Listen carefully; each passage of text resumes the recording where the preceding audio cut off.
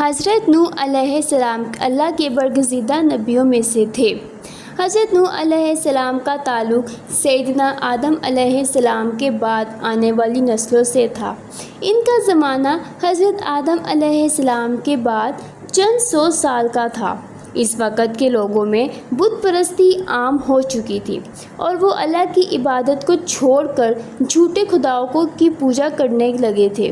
اللہ تعالیٰ نے حضرت نوح علیہ السلام کو ان لوگوں کی طرف نبی بنا کر بھیجا تاکہ وہ انہیں راہ راست پر لائے اور اللہ کی عبادت کی طرف واپس لے آئے۔ حضرت نوح علیہ السلام نے لوگوں کو اللہ کے واحد ہونے کی دعوت دی اور انہیں شرک سے باز رہنے کی تلقین کی۔ انہوں نے اپنی قوم کو کہا کہ وہ صرف ایک اللہ کی عبادت کرے جو آسمانوں اور زمین کا خالق ہے، اور وہ بتوں کی پوجا چھوڑ دے جو نہ کچھ سنتے ہیں نہ دیکھتے ہیں اور نہ ہی انہیں کوئی نفع یا نقصان پہنچا سکتے ہیں۔ حضرت نوح علیہ السلام نے تقریباً 950 سال تک اپنی قوم کو تبلیغ کی دعوت دی، مگر ان کی قوم نے ان کی بات ماننے سے انکار کر دیا۔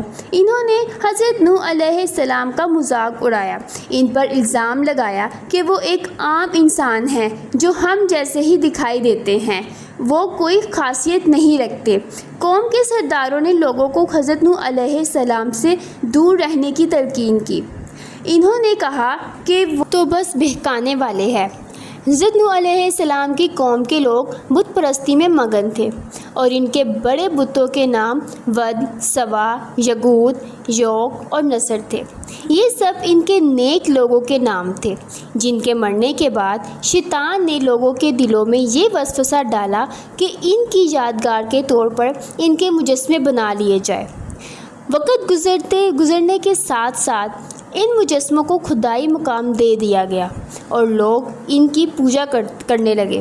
حضرت نوح علیہ السلام نے اپنی قوم کی ہدایت کے لیے ہر ممکن کوشش کی۔ انہوں نے دن رات لوگوں کو اللہ کی طرف بلایا، مگر ان کے ماننے والوں کی تعداد بہت کم رہی۔ حضرت نوح علیہ السلام نے قوم کی سختی، ان کی ظلم اور زیادتیوں کو دیکھتے ہوئے اللہ سے دعا کی کہ وہ ان پر عذاب نازل کرے۔ انہوں نے دعا کی، اے میرے رب، زمین پر کسی کافر کو بسا نہ رہنے دے۔ اگر تو نے انہیں چھوڑ دیا تو یہ تیرے بندوں کو گمراہ کر دیں گے اور ان کی نسل سے بھی صرف بدکار اور کافر ہی پیدا ہوں گے۔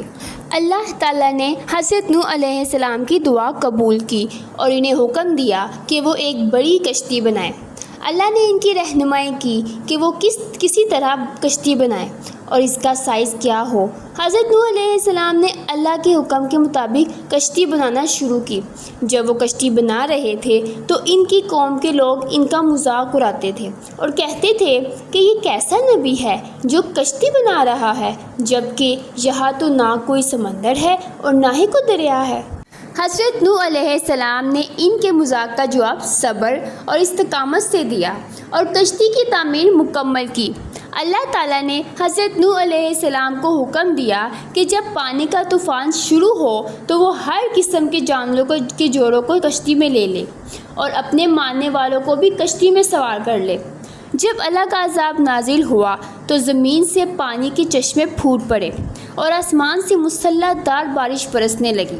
پانی اتنا زیادہ ہو گیا کہ زمین پانی میں ڈوب گئی اور ایک بڑا طوفان برپا ہو گیا۔ حضرت نوح علیہ السلام اور ان کے ماننے والے کشتی میں محفوظ رہے، مگر باقی تمام کافر ڈوب کر ہلاک ہو گئے۔ حضرت نوح علیہ السلام کا ایک بیٹا بھی کافروں میں شامل تھا اور اس نے کشتی میں سوار ہونے سے انکار کر دیا۔ حضرت نوح علیہ السلام نے اس سے پکارا کہ وہ کشتی میں سوار ہو جائے، مگر اس نے جواب دیا کہ میں پہاڑ پر چڑھ کر خود کو بچا لوں گا۔ مگر اللہ کے حکم سے طوفان نے اس سے بھی اپنی لپیٹ میں لے لیا اور وہ بھی ڈوب کر ہلاک ہو گیا۔ جب طوفان تھم گیا اور زمین خشک ہو گئی تو حضرت نوح علیہ السلام کی کشتی جودی پہاڑ پر جا کر رک گئی۔ اللہ تعالیٰ نے حضرت نوح علیہ السلام اور ان کے ماننے والوں کو زمین پر آباد ہونے کا حکم دیا۔ حضرت نوح علیہ السلام نے نئی زندگی کا آغاز کیا اور اللہ تعالیٰ کی ہدایت کے مطابق زندگی گزارنے لگے۔ حضرت نوح علیہ السلام نے لوگوں کو صرف ایک اللہ کی عبادت کرنے کی نصیحت کی اور بت پرستی سے منع کیا۔